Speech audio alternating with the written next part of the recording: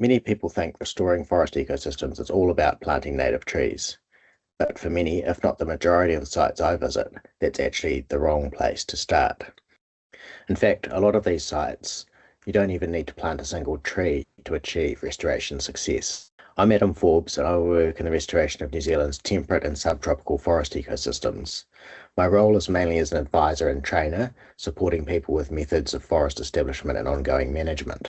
At its core, my job is about helping people succeed in restoring forest. One of the key skills that underpins that success is learning to read the land, understanding its capacity to regenerate, and what management is actually needed to support that process. My mantra is simple. Why would you plant a tree when one will establish naturally?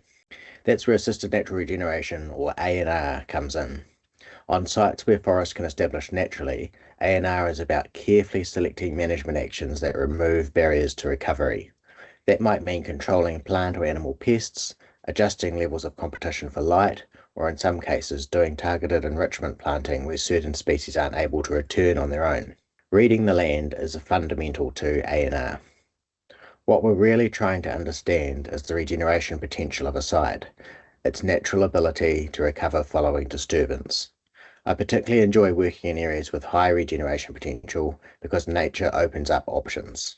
It allows us as forest managers to shift our focus from trying to create a forest to improving the quality of one that's already on its way, making it healthier, more diverse, and better functioning as a habitat. When practicing ANR, we're working with natural processes, not replacing them. And in my view, there are real advantages to forests that establish naturally. You tend to get the right species in the right place, genetic diversity is maintained, ecological processes begin to re-emerge, and the natural patterns shaped by landform, ridges, gullies, soils start to reassert themselves. Nature, in many ways, already knows how to do this. In New Zealand, this really matters. We're a heavily deforested country. Once almost entirely cloaked in forest, the impacts of that loss have been profound and are long-lasting. If we're serious about restoring forest at scale, natural regeneration has to be part of the solution. Planting absolutely has its place, and in some sites it's the right approach. But the cost and intensity of planting makes it difficult to apply at landscape scale. And even a planted forest, it's natural regeneration that ultimately makes them permanent. So in one way or another, we always come back to it. My advice is don't jump straight to planting. Take the time to develop your ability to identify opportunities for natural regeneration.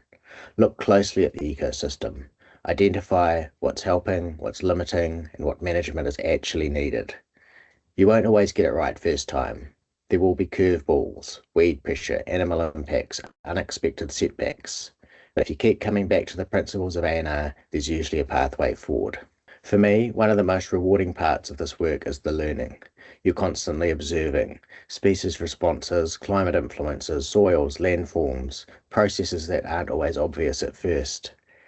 And just as importantly, you're learning from people, different perspectives, different goals, what different ways of seeing the same landscape. That ongoing learning is really at the heart of being an ANR practitioner. What I'm seeing now in New Zealand is growing interest in natural regeneration, and that's encouraging because if we're going to restore native forest at scale, ANR isn't just an option, it's a core part of the solution.